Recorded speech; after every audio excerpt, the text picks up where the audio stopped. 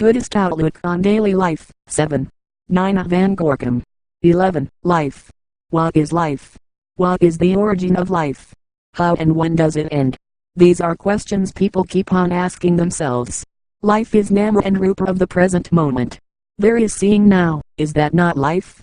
Attachment, aversion and ignorance may arise on account of what is seen, is that not life? There is thinking of what we have seen, heard, smelt, tasted and touched, is that not life? We have eyes, ears, nose, tongue, body sense and mind. We experience objects through these 6 doorways, and on account of what we experience defilements tend to arise. This is life at the present moment.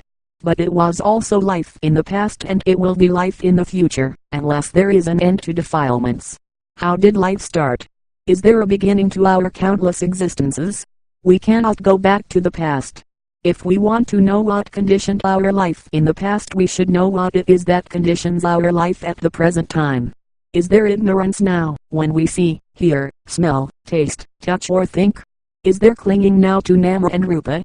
So long as we cling to visible objects, sounds, smells, flavors, to things touched and to objects experienced through the mind door, there are conditions for life to go on. Life is conditioned by ignorance and craving. We read in the discourse pertaining to the great sixfold sense field, middle length sayings 3, number 149, that the Buddha, while he was staying near Savatthi in the Jeta grove, said to the monks, "Monks, anyone, not knowing, not seeing I, as it really is, not knowing, not seeing material shapes ellipsis points visual consciousness ellipsis points impact on the I, as it really is, and not knowing, not seeing, as it really is the feeling, whether pleasant, painful or neither painful nor pleasant, that arises conditioned by impact on the I, is attached to the I, is attached to material shapes, is attached to visual consciousness, is attached to impact on the I, and as, for that feeling, whether pleasant, painful or neither painful nor pleasant, that arises conditioned by impact on the I, to that too is he attached. While he, observing the satisfaction, is attached, bound and infatuated, the 5 khandhas of grasping go on to future accumulation. And his craving, which is connected with again becoming, accompanied by attachment and delight, finding its pleasure here and there, increases in him. And his physical anxieties increase, and mental anxieties increase, and physical torments increase, and mental torments increase, and physical fevers increase, and mental fevers increase. He experiences anguish of body and anguish of mind. People wonder whether there is a first cause in the cycle of birth and death. How and when did ignorance first arise? It is of no use to speculate about a first cause, because this does not lead to the goal, which is the eradication of defilements. There is ignorance now that is a reality. It is conditioned by past ignorance. If it is not eradicated, there will be ignorance in the future, forever. Life is like a wheel, turning around, without any beginning. We do not know from which plane we came, nor where we are going. Life is so short, it is like a dream. We are born with different characters, and we have accumulated many defilements. We cannot go back to the past and find out how we accumulated our defilements. People in the past had defilements as well. Some of them could recollect their former lives and see how they accumulated defilements. In the Therigatha, Psalms of the Sisters, Canto 15, 72, Isidasi, we read about the life of Isidasi, who had one husband after another but could not please any one of them. However, she became a bhikkhuni, nun, and she later attained arahantship. She was able to recollect her former lives, and she knew then why she had to endure so much sorrow. In a former life she had committed adultery. This akusala kama caused her to be reborn in hell, where she had to stay for many centuries and to be reborn an animal 3 times.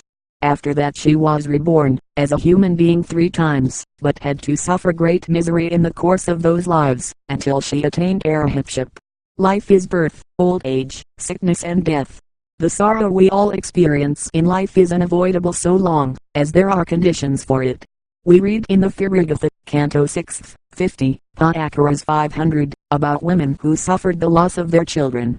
They came to see Padakara, who herself had lost in one day her husband, 2 children, parents and brother. She was mad with grief, but was able to recover. She became a Sotapanna, and later on she attained arahantship. She consoled the bereaved women, frowning face. The way by which men come we cannot know, nor can we see the path by which they go.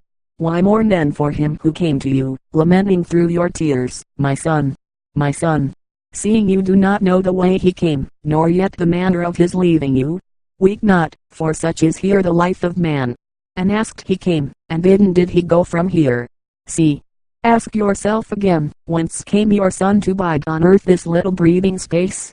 By one way come and by another gone, as man to die, and pass to other births, so here and so from here. Why would you weep? We do not know from which plane of existence people have come, nor where they are going. The number of lives in the past is incalculable, and thus it is not surprising that in the course of those lives people have been related to each other in many ways, as parents, brothers, sisters, children. Do we want to continue in the cycle of birth and death? We read in the Pharagotha, Canto 4, 55, Mahipajapati, that Mahipajapati, who had made an end to defilements, spoke thus. Now have I understood how ill, 32, does come. Craving, the cause, in me is dried up. Have I not trod, have I not touched the end of Ilvirion, the eightfold path? Oh, but 'tis long I've wandered down all time, living, as mother, father, brother, son, and as grandparent in the ages past, not knowing how and what things really are, and never finding what I needed sore. But now my eyes have seen the Exalted One, and now I know this living frame's the last, and shattered in the unending round of births. No more Pajapati shall come to be. Events in our lives today have their conditions in the past. Tendencies we have now we may have had in the past as well. Deeds we do now we may have performed in the past too.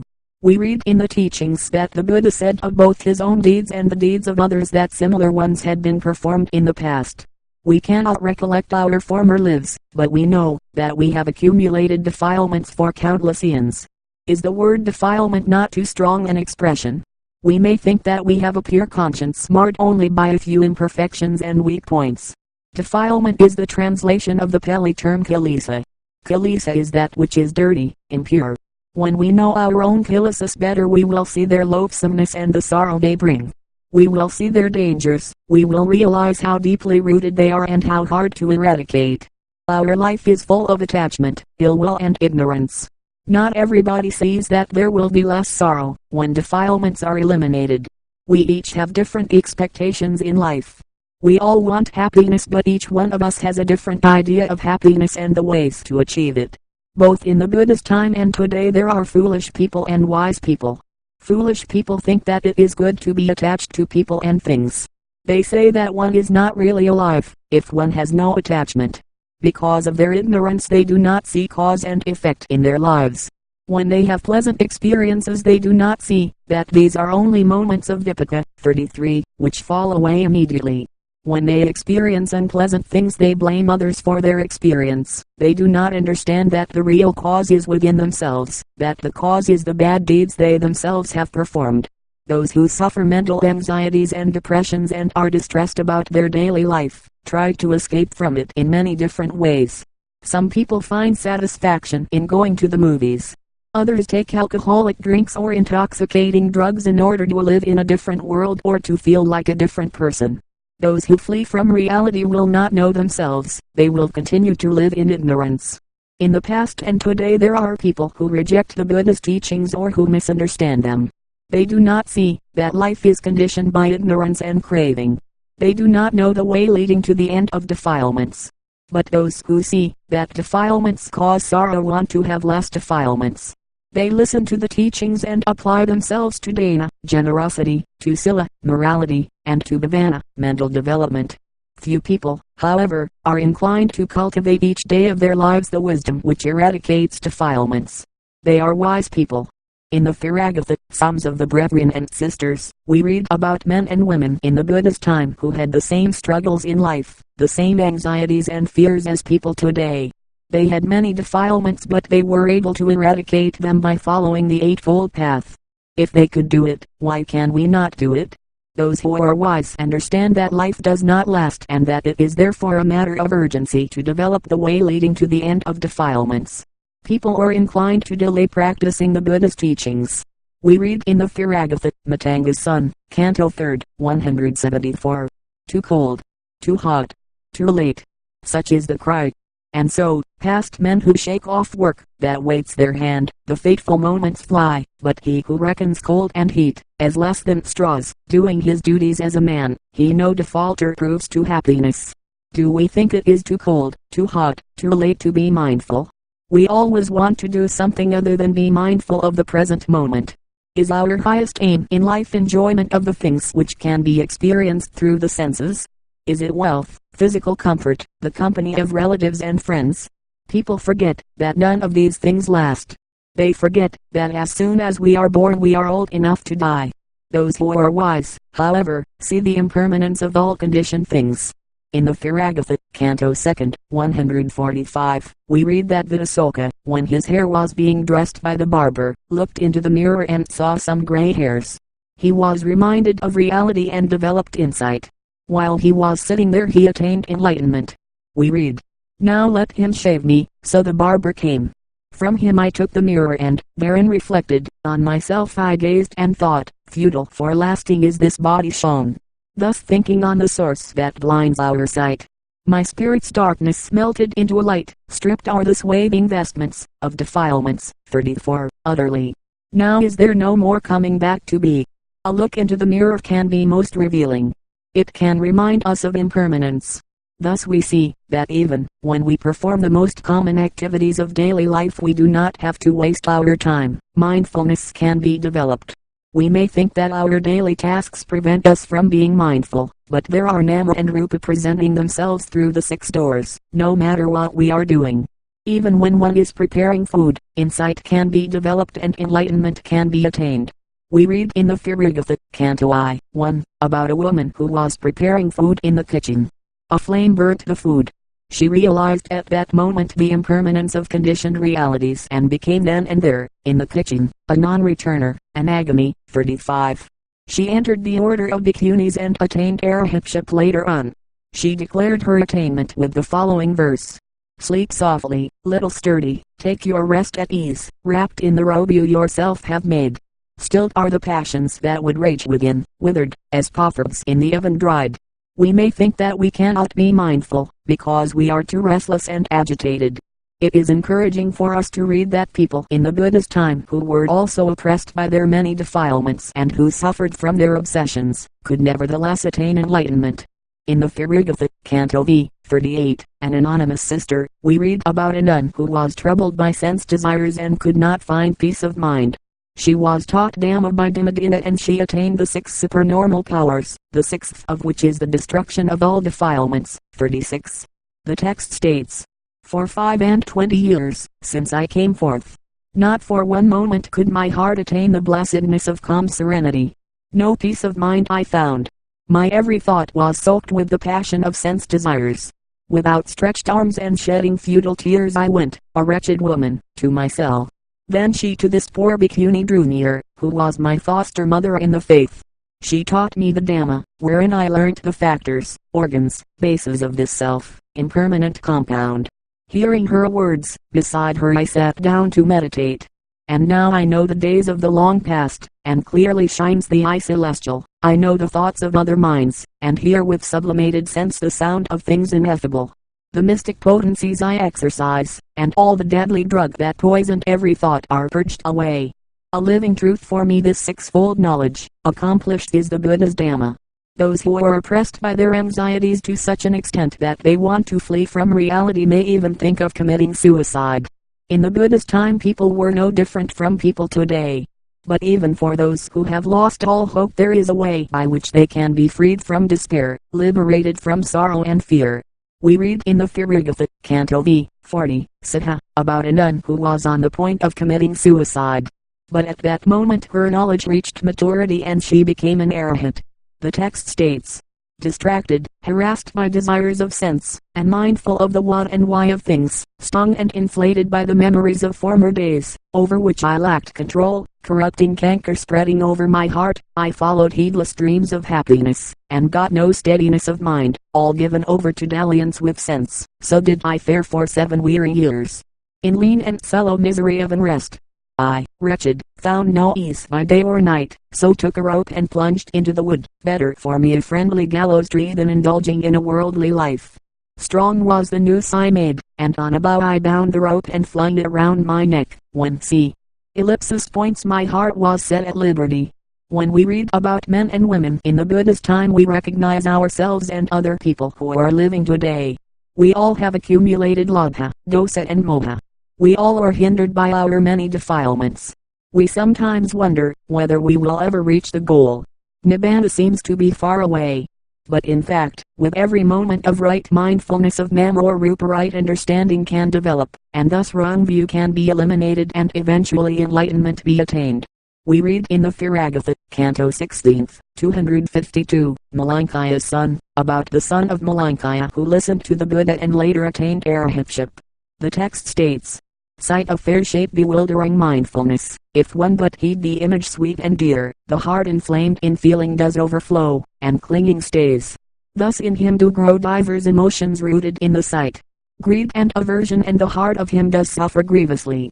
Of him, thus heaping store of pain and suffering, the Buddha, 37, said, far from Nibbana. The same is said about the impressions through the other senses. He who for things he sees, no passion breeds, but mindful, clear of head, can suffer sense with an inflamed heart, no clinging stays, and as he sees, so normally he feels, for him no heaping up, but diminishing, so does he heedfully pursue his way. Of him, building no store of ill, the Buddha said, near is Nibbana. The Buddha's teachings can change people's character, if they walk the way he taught. We read in the Theragatha, Canto 2nd, 139, Nanda, about Nanda, who had attained arahantship. He said, heedless and shallow, once my thoughts were set on all the bravery of outward show, fickle was I and frivolous, all my days were worn with wanton sensuality. But by the Buddha's skillful art benign, who of son's lineage comes, was I brought to live by deeper thought, whereby my heart from the great swamp of endless life I drew. People in the Buddha's time understood how mindfulness should be developed every day of their lives. We read in the Papa and Ajkasadani, the commentary to the middle-length sayings, in the section about the Satapa, Hanasutta, middle-length sayings I-10, that the Buddha taught the 4 applications of mindfulness, 38, to the people of Kuru, in the district of Delhi.